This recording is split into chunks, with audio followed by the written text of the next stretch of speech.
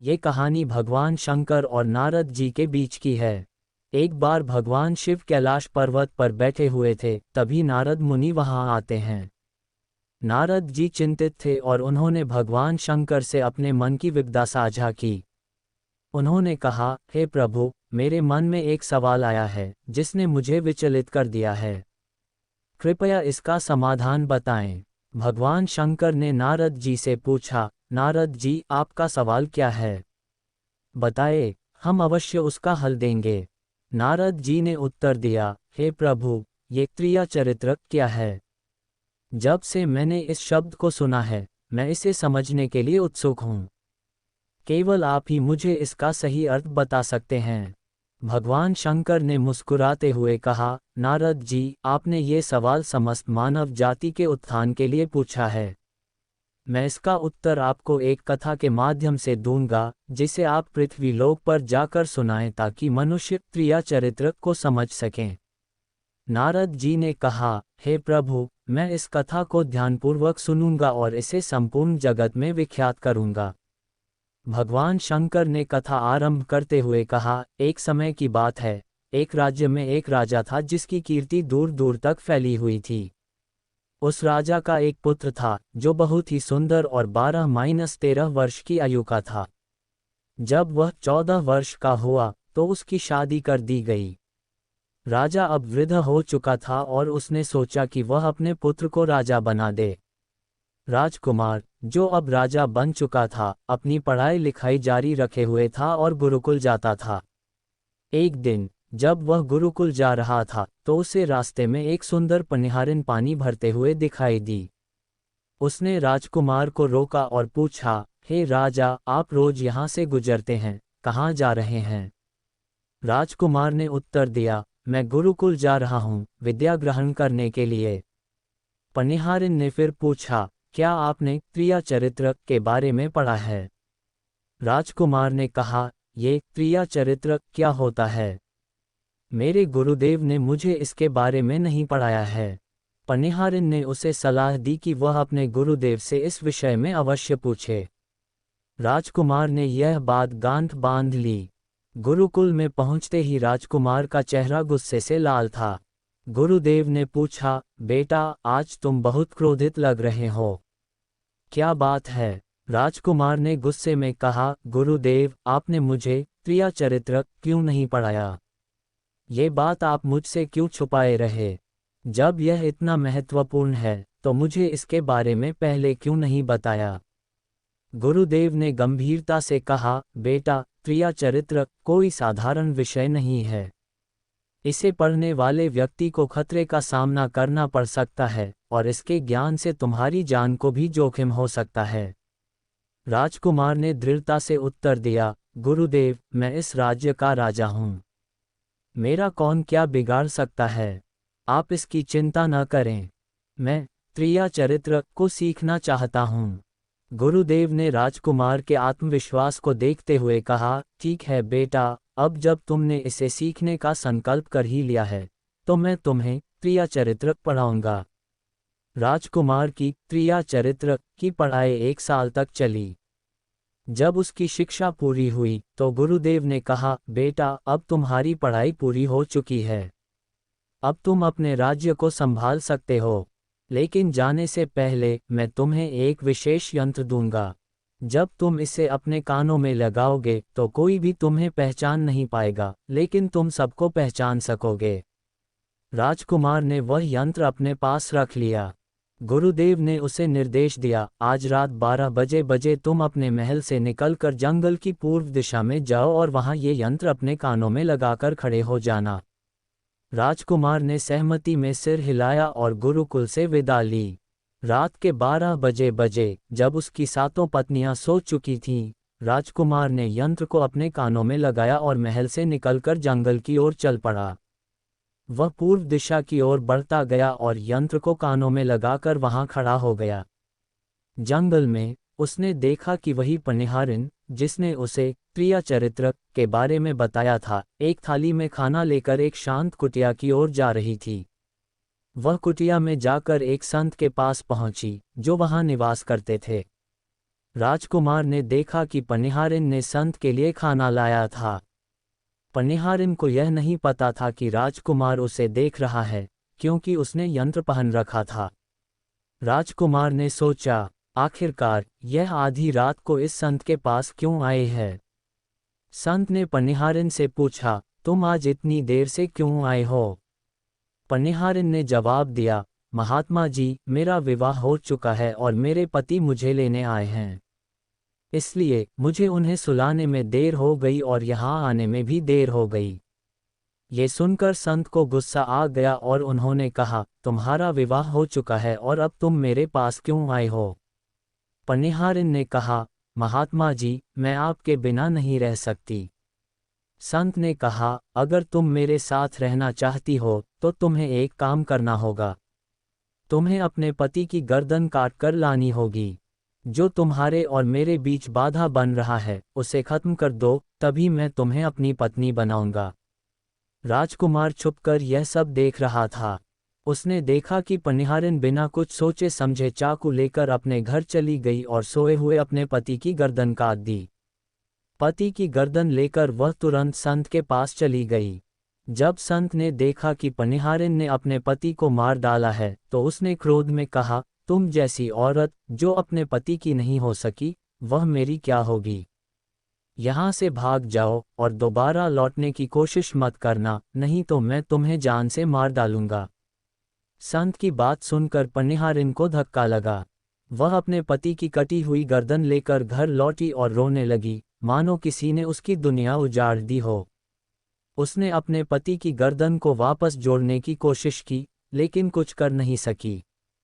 सवेरा होने पर गांव के लोग इकट्ठा हुए और पनिहारिन के घर की ओर चल पड़े। सभी ने देखा कि पनिहारिन का पति मृत पड़ा था और वह चिल्ला चिल्ला कर लोगों को अपनी कहानी सुनाने लगी। लेकिन राजकुमार, जिसने ये सब कुछ अपनी आंखों से देखा था, जानता था कि सच्चाई क्या है।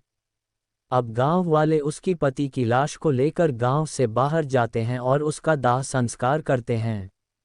वह पनिहारिन भी रोती हुई उनके पीछे पीछे चली जाती है। उसी समय राजकुमार, जो अब राज्य का राजा बन चुका था, वह भी पीछे पीछे आता है। पनिहारिन चिल्लाती हुई उसके पास पहुंची और अपनी व्यथा सुनाई। उसने कहा, मेरे पति अब नहीं रहे तो मैं ऐसे जीवन का क्या करूंगी? मैं भी उन्हीं के साथ सती हो जाऊंगी। राजा को उसकी बातें सुनकर हंसी आ जाती है और वह कहता है, प्रिया चरित्र को कोई नहीं जानता। पनिहारिन कहती है, राजा साहब, आप जो कह रहे हैं उसे मैं समझ रही हूँ, लेकिन कोई बात नहीं, मैं सती हो जाऊंगी। जाते जाते पनिहारिन राजकुमार से कहती है, मैं आपको एक बात बताना चाहती हूँ, जब भी आप चटाई पर बैठें तो उसे झाड़कर ही बैठना। राजकुमार सोचता है, ये पनिहारिन क्या कह रही है? मैं तो राजा हूँ, भला मुझे चटाई पर बैठने की क्या जरूरत? पनिहारिन कहती है, नहीं, जब भी ऐसी स्थिति आए कि आपको चटाई पर बैठना पड़े तो उसे झाड़कर बैठें। राजकुमार सहमति में सिर हिलाता है और कहता है, ठीक है, जैसा तुम कह रही हो मैं वैसा ही करूँगा। इसके बाद वह अपने पति के साथ सती हो जाती है। मित्रों, भगवान शंकर नारद जी से आगे कहते हैं कि राजकुमार उसका अंतिम संस्कार करवाकर अपने महल में लौट आता है। दिन इसी प्रकार बीत जाता है। दूसरी रात को गुरुदेव के कहे अनुसार राजकुमार वही यंत्र अपने कान में लगाता है और पूर्व दिशा में उसी स्थान पर जाकर खड़ा हो जाता है जहां वह पिछली रात खड़ा हुआ था। दूसरी रात को राजकुमार देखता है कि उसकी सातों पत्नियां भोजन की थालियां अपने हाथों में लेकर कुटिया की ओर जा रही हैं। जैसे ही राजा अपनी सातों पत्नियों को कुटिया की ओर जाते हुए देखता है, उसके पैरों तले जमीन खिसक जाती है। वह मन ही मन सोचने लगता है कि आखिर यह क्या हो रहा है। उनमें से एक रानी राजकुमार को देख लेती है, लेकिन वह उसे पहचान नहीं पाती क्योंकि उसके कान में वह यंत्र लगा हुआ था। एक रानी कहती है, ये लड़का इतनी रात को यहाँ क्यों खड़ा है? सभी रानियां उसे बुलाती हैं और कहती हैं, कृपया हमारी मदद करो और इस सामान को कुटिया तक ले चलो। बिना सोचे समझे राजकुमार थालियां उठा लेता है और रानियों के साथ कुटिया की ओर चल देता है। जब वे साधु की कुटिया में पहुंचते हैं तो राजकुमार देखना चाहता है कि उसकी पत्नियां इस साधु के पास क्यों आई हैं और इस साधु में ऐसा क्या है जो उसकी पत्नियां यहाँ खींची चली आई हैं। साधु राजकुमार को देखते ही कहता है, ये कौन है और इसे तुम अपने साथ क्यों लाए हो। रानियां उत्तर देती हैं, महात्मा जी, यह बालक हमें रास्ते में मिला था और इसने हमारी सहायता की है, इसलिए इसे साथ लेकर आए हैं। कल सुबह ये यहाँ से चला जाएगा। साधु उनकी बात मान लेता है और अपने शिष्य को बुलाता है। राजकुमार को साधु का शिष्य एक कमरे में ले जाता है और कहता है, आज रात तुम्हें इस चटाई पर ही सोना पड़ेगा। इतना कहकर वह शिष्य वहां से चला जाता है। राजकुमार कमरे में अकेला हो जाता है और सोचता है कि अब चटाई पर सोने की नौबत आ ही गई। जैसे ही वह चटाई पर बैठने को होता है, उसे पनिहारिन की बात याद आ जाती है, जिसने कहा था कि जब भी चटाई पर बैठने की स्थिति आए तो उसे जरूर झाड़ लेना। राजकुमार उसकी बात मानते हुए चटाई को झाड़ने के लिए उठता है और जैसे ही वह चटाई को हटाता है तो उसके नीचे एक बड़ा और भयानक कुआं दिखाई देता है। ये देखकर राजकुमार के होश उड़ जाते हैं। कुआं के अंदर झांकते ही राजकुमार को वहां कई कैदी नजर आते हैं। उनमें से एक कैदी राजकुमार को पहचान लेता है और कहता है, राजकुमार जी, आप यहाँ कैसे आ गए। राजकुमार उसे चुप रहने का इशारा करता है और धीरे से कहता है, चुप रहो, नहीं तो सब पता चल जाएगा। कैदी उसे आगाह करते हैं कि वह वहां से जल्दी भाग जाए, वरना उसे भी उसी कुएं में डाल दिया जाएगा। कैदी कहते हैं, आप जितनी जल्दी हो सके यहाँ से भाग जाएं, वरना आपकी भी हमारी जैसी हालत हो जाएगी। राजकुमार घबराहट में कमरे से बाहर निकल जाता है, लेकिन वह भूल जाता है कि उसने यंत्र कान से निकाल दिया था। जब वह भाग रहा होता है तो उसकी रानियों और साधु ने उसे देख लिया। रानियों ने उसे पहचान लिया और कहने लगी, ये तो हमारे पति हैं, अब तो हमारी पोल खुल जाएगी। साधु भी चिंतित हो जाता है और रानियों से कहता है, तुम यहाँ क्या कर रही हो, जाओ और अपने पति को पकड़ कर लाओ। रानियां घबराकर राजकुमार के पीछे दौड़ती हैं, लेकिन राजकुमार तो राजा था, वह तेजी से अपने महल पहुंच गया।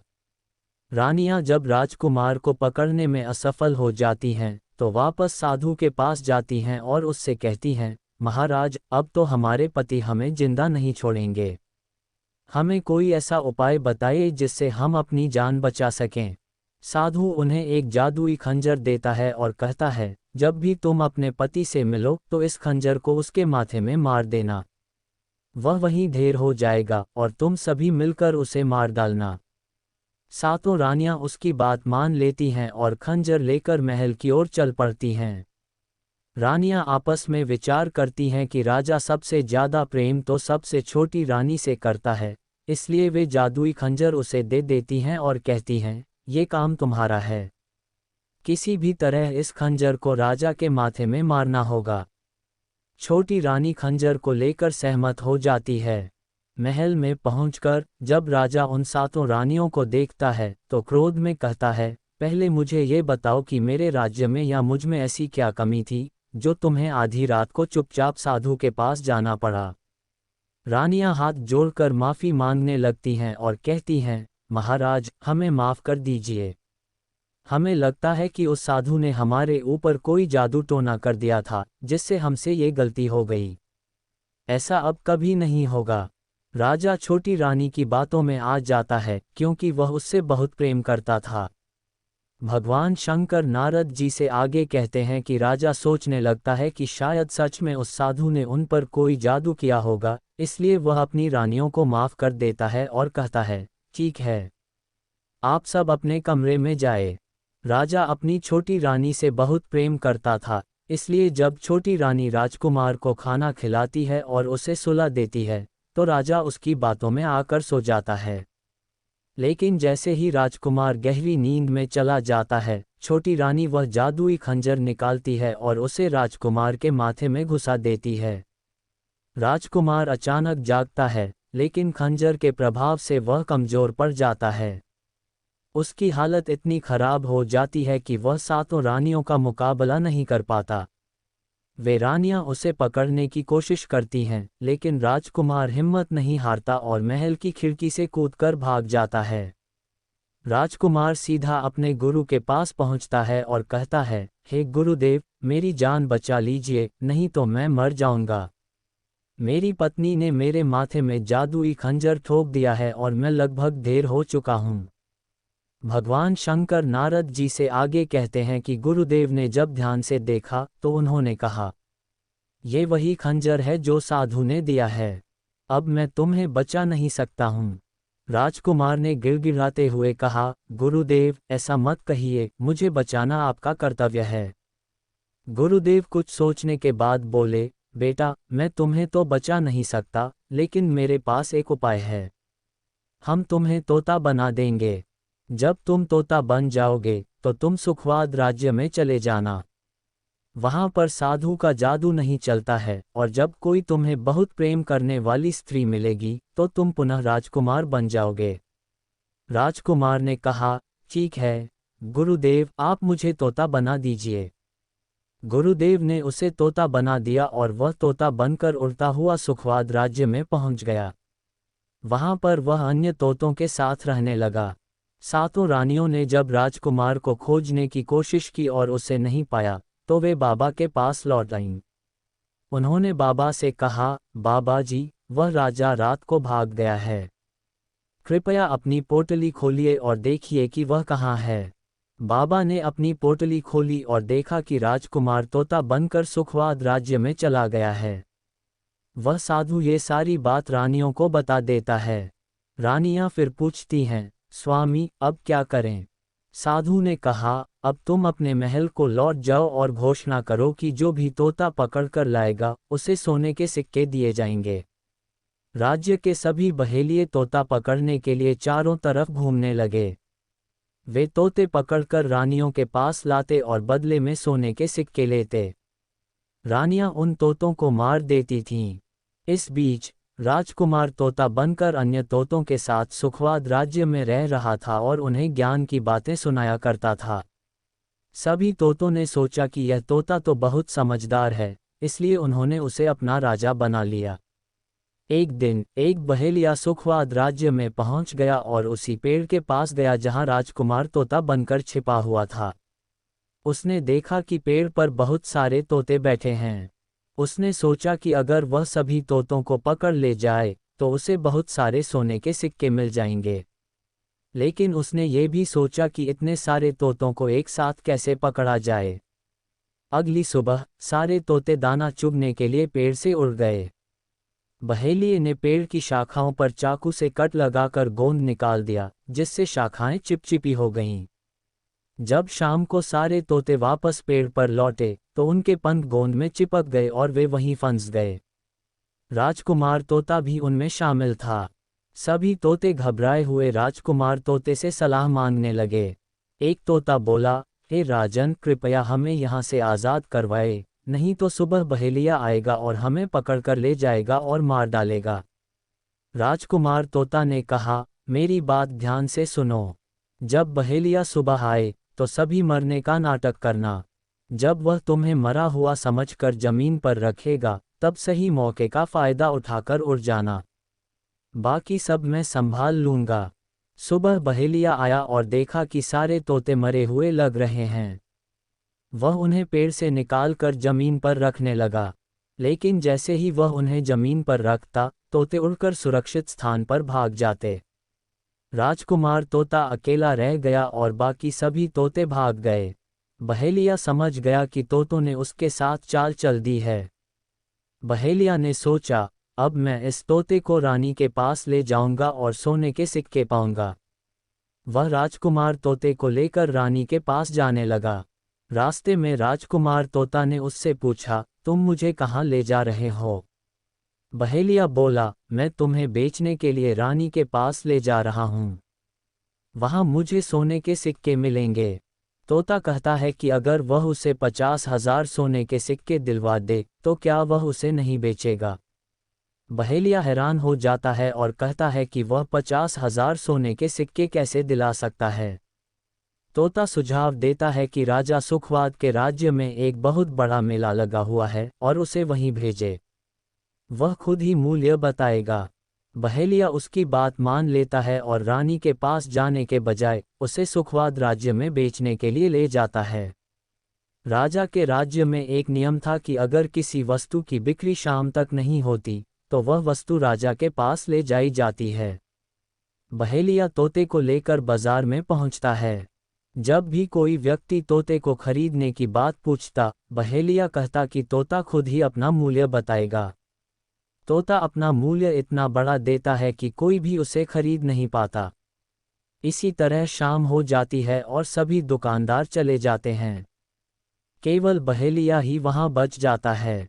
राजा ने अपने सिपाहियों को आदेश दे रखा था कि शाम तक बिका हुआ सामान राजा के पास लाया जाए।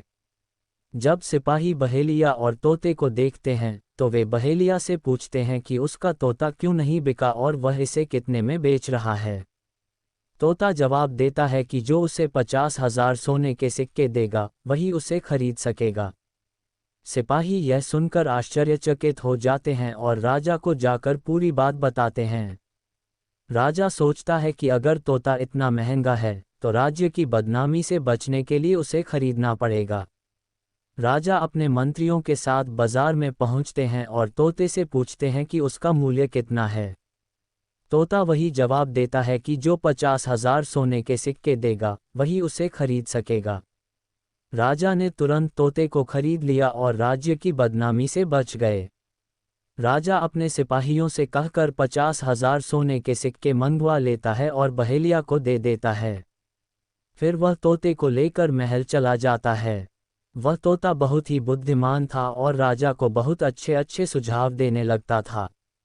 जब राजा पर कोई खास खतरा आता तो तोता उसे पहले ही बता देता था। इससे सबको तोते से बहुत प्रेम हो गया। जब रानियों को पता चला कि राजा ऐसा तोता लेकर आया है जो न केवल बोल सकता है बल्कि बहुत अच्छी बातें भी करता है, तो उन्होंने राजा से अनुरोध किया कि तोते को उनके पास भेजा जाए। राजा ने अपने मंत्रियों से कहकर तोते को रानियों के पास भेज दिया। रानियां तोते से बातचीत कर खुशी से भर जाती हैं और कहती हैं कि वह बहुत अच्छी बातें करता है। इसलिए राजा ने उसे 50,000 सोने के सिक्के देकर खरीदा। राजा की एक बहुत सुंदर पुत्री थी। रानियां अपनी पुत्री से कहती हैं कि वह अब इस तोते का ध्यान रखे और उसे अच्छे से नहलाए। राजकुमारी तोते को बहुत प्रेम करती हैं और सुबह उसे नहलाने ले जाती हैं।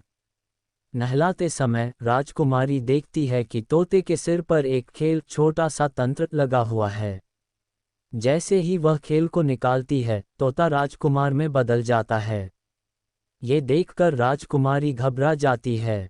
राजकुमार कहता है कि वह घबराए नहीं और खेल को सिर में वापस लगा दे ताकि वह फिर से तोता बन सके। वह आश्वस्त करता है कि वह रात को सारी बातें बताएगा।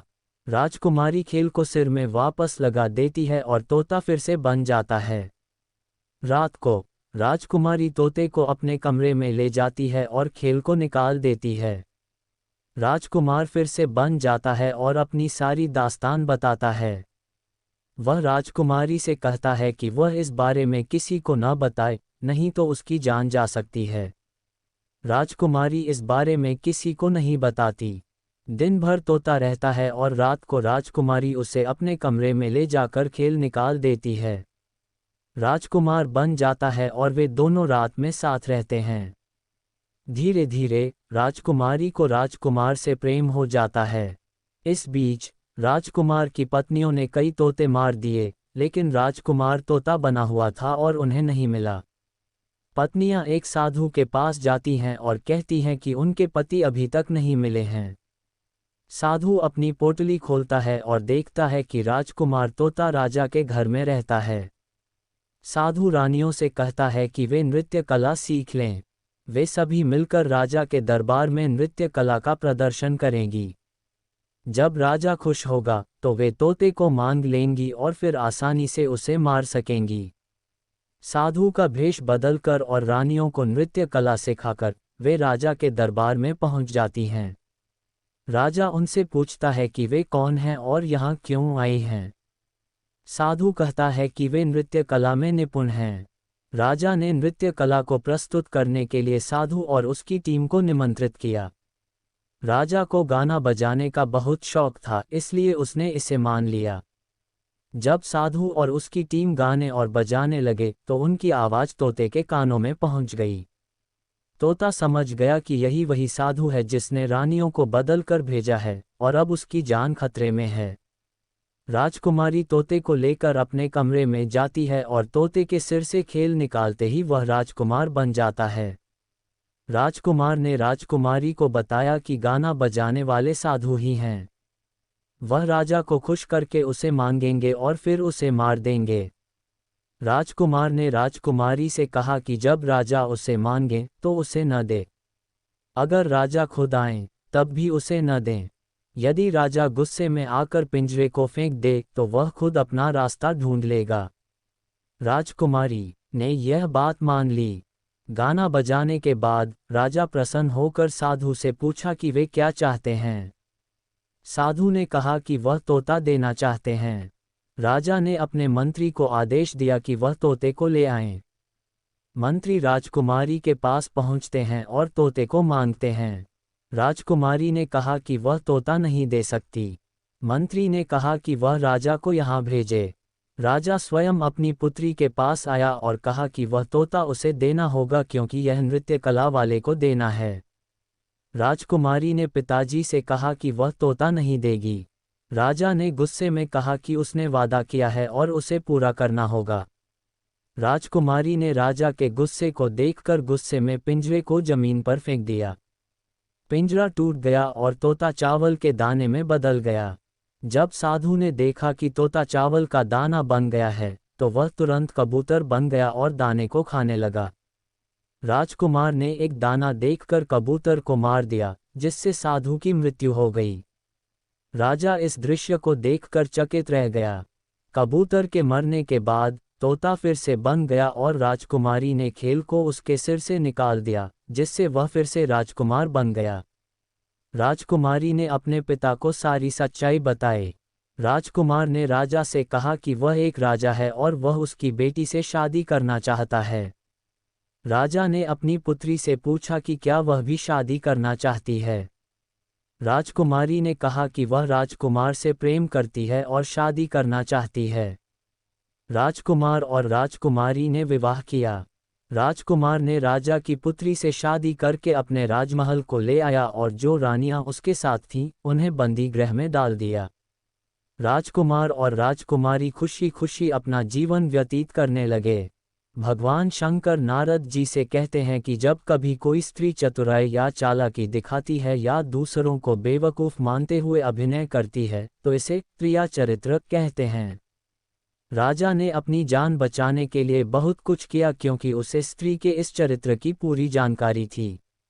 ऐसे स्त्री अपने स्वार्थ के लिए किसी भी हद तक जा सकती है और इसके साथ रहने वाले लोग भी इसके स्वार्थ के बारे में नहीं जान पाते। आशा है आपको ये कथा पसंद आई होगी। अपने दिल के करीब लोगों के बारे में पूरी जानकारी रखना जरूरी है ताकि आप धोखे से बच सकें। एक स्वार्थी व्यक्ति किसी भी हद तक जा सकता है। धन्यवाद।